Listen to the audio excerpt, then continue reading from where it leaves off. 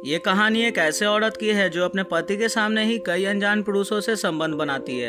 हालांकि ऐसा करते देख इस औरत के पति को उसके ऊपर बहुत ही गुस्सा तो आता है, मगर वो अपने वाइफ से इतना प्यार करता था कि वो उसकी खुशी के लिए कुछ भी कर सकता था। इन दोनों पति पत्नी का प्यार बहुत ही अजीब था। इसके बावजूद भी ये दोनों एक दूसरे से बहुत ज्यादा प्यार करते थे।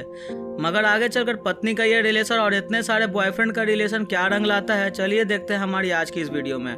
वाइफ मेलिंडा ब्राजील की रहने वाली है जो कि बहुत ही ओपन माइंडेड थी। वहीं विक अमेरिका का रहने वाला था और उन दोनों की एक बेटी थी जिसका नाम था ट्रिस। फिल्म की शुरुआत में हम देखते हैं कि विक और मेलिंडा एक दोस्त की पार्टी में जाने के लिए तैयार होते हैं। वहीं मेलिंडा विक से कहती है कि तुम जानते हो ना मैं तुमसे कितना प्यार करती हूँ। इस पर विक कोई जवाब नहीं देता है। दोनों पार्टी में पहुंचते हैं और मेलिंडा को उसका एक पुराना बॉयफ्रेंड मिलता है। मेलिंडा उसके साथ थोड़ा बिजी हो जाती है और विक जब अपनी बीवी को खोजने लगता है तो वो देखता है कि उसकी बीवी नीचे जॉय के साथ एंजॉय कर रही है। मेलिंडा को किसी और के साथ देखकर विक बिल्कुल भी सरप्राइज नहीं होता है। पार्टी में कुछ दोस्त उसे कहते हैं कि तुम्हें ये सब देखकर क्या गुस्सा नहीं आता है, लेकिन विक कुछ नहीं कहता है। थोड़ी देर बाद हम देखते हैं कि विक की पत्नी मेलिंडा पियानो बजा रही है। उसे पियानो बजाने देख विक को बहुत ही खुशी होती है। पार्टी में जॉय और विक आपस में बात कर रहे होते हैं, तभी जॉय उससे कहता है कि तुम कितने अच्छे पति हो जो अपनी पत्नी की पर्सनल लाइफ में बिल्कुल भी इंटरवीन नहीं करते हो। तुम्हें कोई फर्क नहीं पड़ता है कि तुम्हारी पत्नी किसके साथ अपना टाइम स्पेंड कर रही है। तभी विक कहता है कि तुम्हें पता है कि मेलिंडा का एक पुराना बॉयफ्रेंड था मार्टिन। इस वक्त मार्टिन शहर में बिल्कुल भी दिखाई नहीं दे रहा है। क्या तुम्हें पता है कि ऐसा क्यों है? तभी जॉय कहता है कि नहीं मुझे नहीं पता ऐसा क्यों है। तो वो कहता है कि मैंने उसे मार डाला है क्योंकि जो भी मेरी वाइफ के करीब आएगा मैं उसे अपना शिकार बना लूंगा। ये सुनकर जॉय काफी डर जाता है और वो पार्टी छोड़कर वहाँ से चला जाता है। मेलिंडा समझ जाती है और विक से पूछती है कि तुमने जॉय को क्या धमकी दी है, वो पार्टी में दिखाई क्यों नहीं दे रहा है। तभी विक उससे कहता है कि नहीं बिल्कुल भी नहीं, मैंने कुछ नहीं उससे कहा है। और अगले ही सीन में हम देखते हैं कि रात को विक मेलिंडा की बॉडी का मसाज कर रहा होता है। उसके बाद मेलिंडा उससे कहती है कि तुम अपने कमरे में चले जाओ। इस बात से ही हमें पता चलता है कि दोनों अलग अलग कमरों में सोते थे और ऊपर से ये लोग सिर्फ खुश होने का दिखावा करते थे, लेकिन अंदर से वो दोनों बिल्कुल दुखी थे।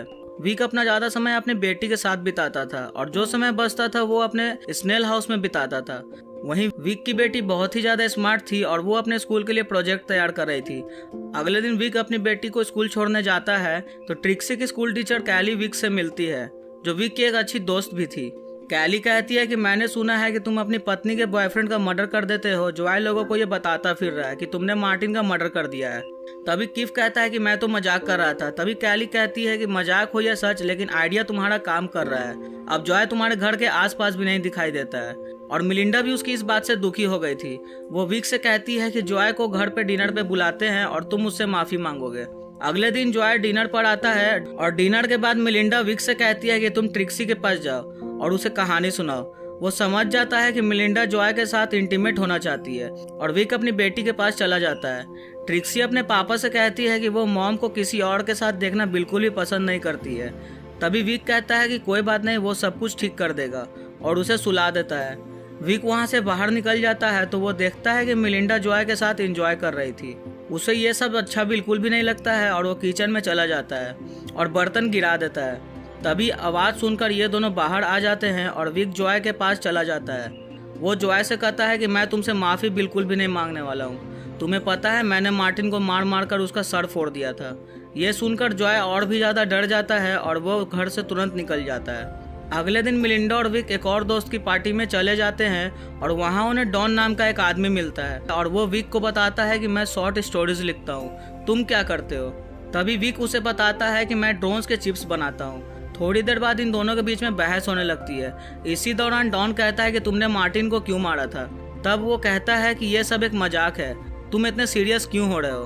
पार्टी में विक अपनी दोस्त कैली के साथ डांस कर रहा होता है जिसे देखकर मेलिंडा काफी ज्यादा जेलस फील करने लगती है और वापस जाते वक्त विक और मेलिंडा कार में काफी ज्यादा करीब आ जाते हैं। रात को वो दोनों इंटीमेट भी हो जाते हैं और कुछ दिनों बाद विक को पता चलता है कि मेलिंडा पियानो क्लासेस के लिए जा रही है, जहां पियानो टीचर चार्ली मेलिंडा का नया बॉयफ्रेंड बन चुका है। विक स्नेल कल्चर में होते हुए भी उन दोनों के बारे में सोचता रहता है। जब विक मेलिंडा से पूछता है कि वो रात में कहाँ थी, तभी मेलिंडा उसे खुलकर बताती है कि चार्ली के साथ वो एंजॉय कर रही थी। साथ ही ये भी बताती है कि चार्ली उसे कैसे खुश करता है। ये सुनकर वो बहुत ही ज्यादा दुखी हो जाता है और अगले दिन एक पार्टी के दौरान चार्ली उसे पियानो बजाता हुआ दिखता है और वो देखता है कि मेलिंडा उसकी धुन पर डांस कर रही है। थोड़ी देर बाद विक देखता है कि मिलिंडा और चार्ली कहीं दिखाई नहीं दे रहे हैं और जब वो उन्हें खोजने ऊपर की तरफ जाता है तो वो देखता है कि दोनों एक रूम में इंटीमेट हो रहे थे। इसके बाद वो दोनों पूल में जाते हैं और वहाँ भी इंजॉय करने लगते हैं। ये देखकर विक का पारा और भी ज़्यादा चढ़ जाता है और वो गुस्से से पागल हो जाता है। अचानक से बारिश भी वहाँ पर होने लगती है और सभी लोग घर के अंदर चले जाते हैं। सब लोग घर के अंदर कुकीज खाकर पार्टी कर रहे होते हैं। उसी दौरान विक चार्ली को पूल में डुबोकर मार देता है। इसके बाद अंदर आकर कुकीज एंजॉय करने लगता है। थोड़ी देर बाद मिलिंडा चार्ली को खोजती हुई बाहर जाती है तो वो देखती है कि स्विमिंग पूल में चार्ली की लाश पड़ी हुई है। तभी मिलिंडा के शोर मचाने पर सभी लोग वहां पर आकर चार्ली के बॉडी को बाहर निकालते हैं, लेकिन उन्हें पता चलता है कि वो तो अब मर चुका था। पुलिस भी वहां पर आती है और सभी से पूछताछ करती है, लेकिन उन्हें कुछ भी नहीं पता चलता है। कोई सबूत ना मिलने पर इसे एक एक्सीडेंट मान लिया जाता है। डॉन को विक पर शक हो जाता है क्योंकि उसने उन दोनों को नीचे देखा था। इसलिए डॉन एक प्राइवेट डिटेक्टिव हायर करता है जो कि विक का पीछा करके उसके बारे में पता कर सके। विक को उस डिटेक्टिव के बारे में पता चल जाता है और विक मिलिंडा के बैंक स्टेटमेंट से जान लेता है कि मिलिंडा ने डॉन को डिटेक्टिव हायर करने के लिए पैसे दिए हैं। विक डॉन के घर पर जाता है और उन दोनों के बीच काफी बहस होती है। और अब विक की प्रॉब्लम डॉन नहीं था बल्कि मिलिंडा ही थी, जो कि अपने नए बॉयफ्रेंड के साथ बिजी थी, जो कि उसके कॉलेज के समय का ही था और ब्राजील का रहने वाला था। रात को उसकी बेटी कहती है कि डैड मुझे पता है कि आपने चार्ली को मार दिया है। तभी विक उससे कहता है कि ये बात अपने तक ही रखना। ट्रिक्सी को सुलाने के बाद विक मिलिंडा को किसी और से फोन पर बात करते हुए सुन लेता है। उसकी बातों से पता चलता है कि वो ट्रिक्सी को लेकर ब्राजील शिफ्ट होने जा रही थी। ये बात सुनकर उसे बहुत ही ज्यादा दुख होता है और ये कोई और नहीं बल्कि मिलिंडा का नया बॉयफ्रेंड टोनी ही था। अगले दिन विक देखता है कि मिलिंडा टोनी को अपने घर बुलाती है। वो दोनों लंच करके काफी इंजॉय करते हैं और विक को यह सब देखकर बिल्कुल भी अच्छा नहीं लगता है। अगले दिन विक टोनी को एक रेस्टोरेंट में पिक करता है। किसी तरह टोनी को अपने साथ चलने के लिए कन्विंस भी कर लेता है। विक उसे लेकर एक हाइकिंग साइट पर जाता है। वहां पहुंचकर वो दोनों कार से उतर जाते हैं। टोनी थोड़ा आगे बढ़ता है तभी एक पत्थर से उस पर वो अटैक कर देता है, जिसके बाद टोनी पहाड़ से नीचे गिरकर मर जाता है। नीचे जाकर वो टोनी की लाश को एक पत्थर के साथ एक बैग में बांधकर नदी में फेंक देता है। साथ ही उसका पर्स निकाल कर रख लेता है। वो अपने डॉगी के साथ वापस घर आ जाता है और घर आकर विक मिलिंडा से पूछता है कि क्या बात है, टोनी आजकल दिखाई नहीं दे रहा है। विक अपनी बेटी के साथ एंजॉय करता है। तभी मिलिंडा कहती है कि काफी समय हो गया और हाइकिंग साइट पर हम घूमने नहीं गए हैं। तभी वो तीनों अगले दिन पिकनिक के लिए हाइकिंग साइट पर चले जाते हैं। वहाँ विक मिलिंडा को उसकी तस्वीरें दिखाता है जो उसने खुद खींची थी। तभी मिलिंडा अपनी तस्वीरों को देखकर बहुत ही ज्यादा खुश होती है और वो कहती है कि तुम वाकई एक अच्छे पति हो। मेरी इन हरकतों के बावजूद भी तुम मुझसे कितना प्यार करते हो। मुझे तुमसे ज्यादा प्यार करने वाला कोई और नहीं मिल सकता है। तभी विक देखता है कि उसकी बेटी नदी के पास चली गई है और तभी वो उसे वहाँ पर लाने के लिए चला जाता है। विक देखता है कि टोनी की डेड बॉडी फूलने की वजह से पानी की बाहर आ गई है। उस डेड बॉडी को देखकर वो तुरंत ही मिलिंडा और ट्रिक्सी को लेकर अपनी घर की तरफ निकल पड़ता है और विक वहां पर जानबूझकर मिलिंडा का एक स्कार्फ वहां पर छोड़ देता है। लौटते वक्त कार में मिलिंडा उससे कहती है कि उसका स्कार्फ वहीं पर छूट गया है। तभी विक उससे कहता है कि कोई बात नहीं है, मैं तुम्हारे लिए दूसरा ले आऊंगा। रात को मिलिंडा और विक इंटीमेट होते हैं, जहाँ बहुत दिनों के बाद विक को एहसास होता है कि शायद अब मिलिंडा बदल चुकी है।